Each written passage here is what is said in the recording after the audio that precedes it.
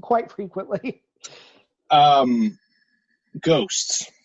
Go on. How do you feel about ghosts? Do you think there's a Am I pro ghost? I mean, or do you think they actually exist?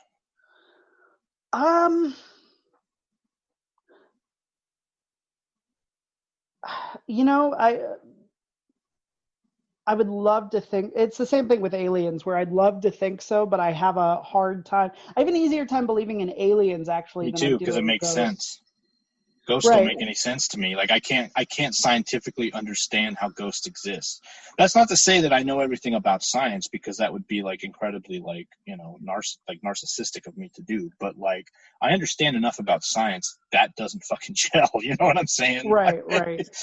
And and to be fair to science and how we process and know science, until something comes along to break that knowledge that you had, that's kind of what you stick to. So until a fucking ghost comes out and says, Daryl, there are fucking ghosts, you dumb shit. Here I am. Right. It would be very hard for me to be like, yeah, I think that they exist. I don't say that it's not possible. I don't think that it's probable. I want to. I'm like Fox Mulder. You want to believe. Yeah. Because I love ghost stories. I love anything to do with. I love the Ghostbusters. Oh, that was like my first as a child, that was like my first like big obsession.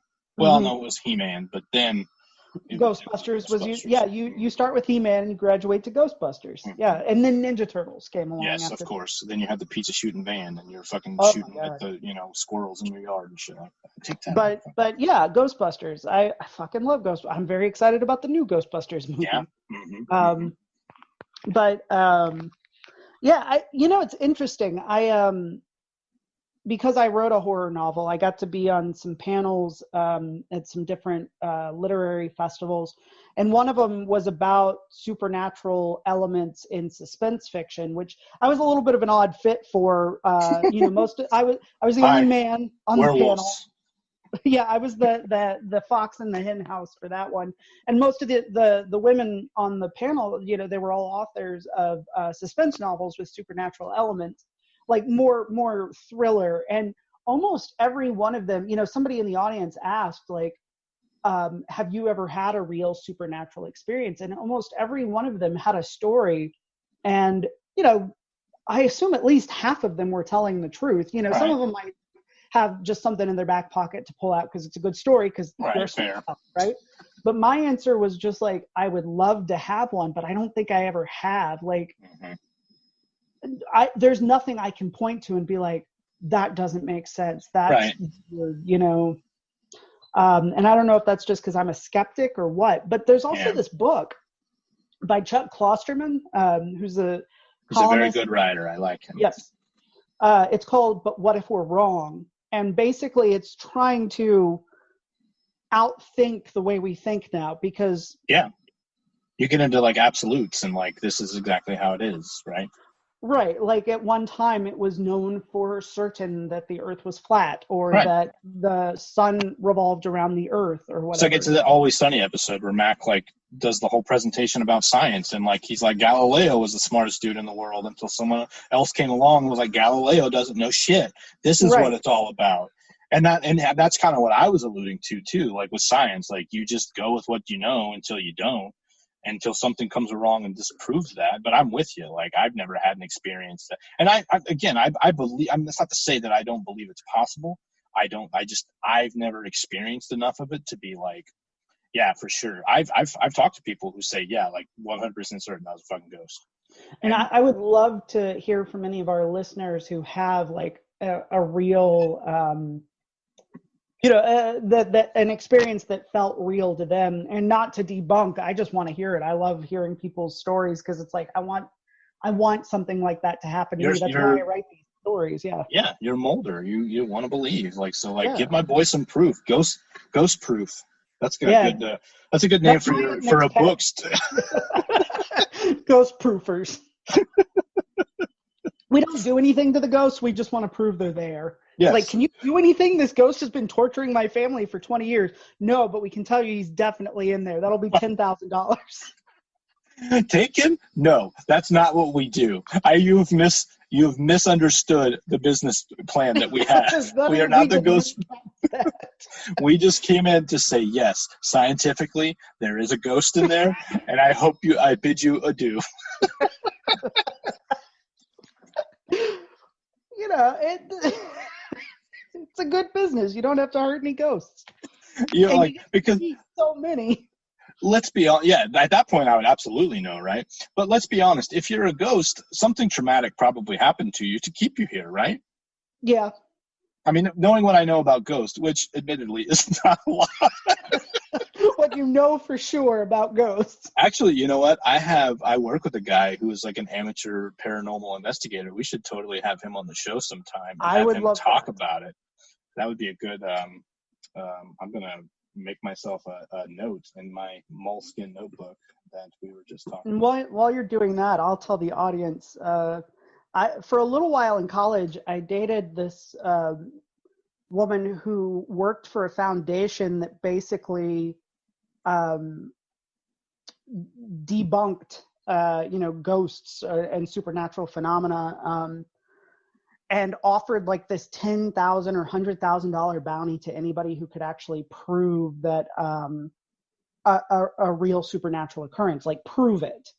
And part of her job was to field the emails from people who claimed to have had an experience and had proof. And one guy wrote in, and I'll never forget this. And if she's still writing fiction, she sure as shit better use this, because I've held off on using it because we were in a fiction writing class together and it belongs to her. But this guy wrote in and said that he had proof that God was talking to him through his word processor, and the way, Microsoft Word, basically. And the way he could prove it was that God would highlight the words that he wanted homeboy to take as his in red. He put a red squiggly line under them. Which is what Microsoft Word does when you make a typo. Check. Yeah. It was like, God wants these Biebers to take over, to tack over the riser. Yeah, basically. And he was so confident in that letter. He's like, you can send my money to, and there was an address. I would prefer a cashier's check. You can make that out to cash. I'd really appreciate it. I'm in between banks right now. I owe a lot of child support. They fuck you on that. I'm not, so to speak, on the up and up with the IRS right now, if you know what I'm saying. Or my ex-wife. Wow. That's okay. This guy no, he was just nuts. He wasn't a sleazebag. He was just crazy.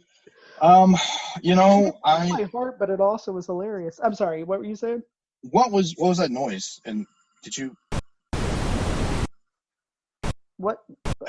Sean? What? Sean?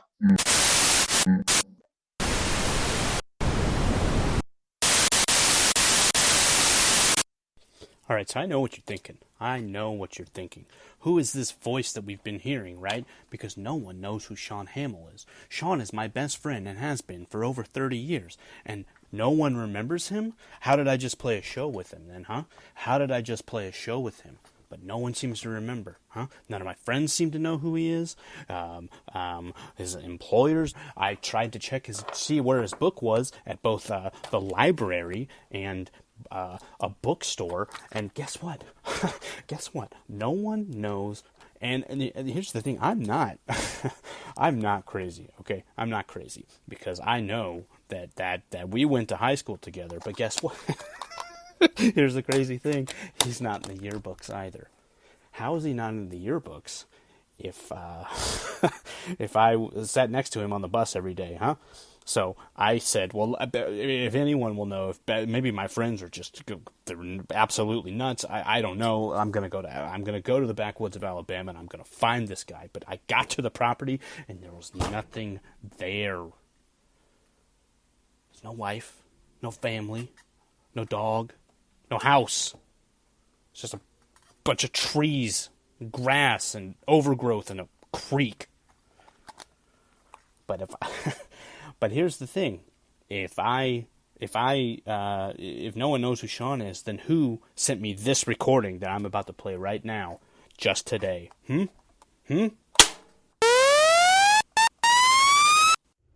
Help me. Help me. Help me. Me. Help me.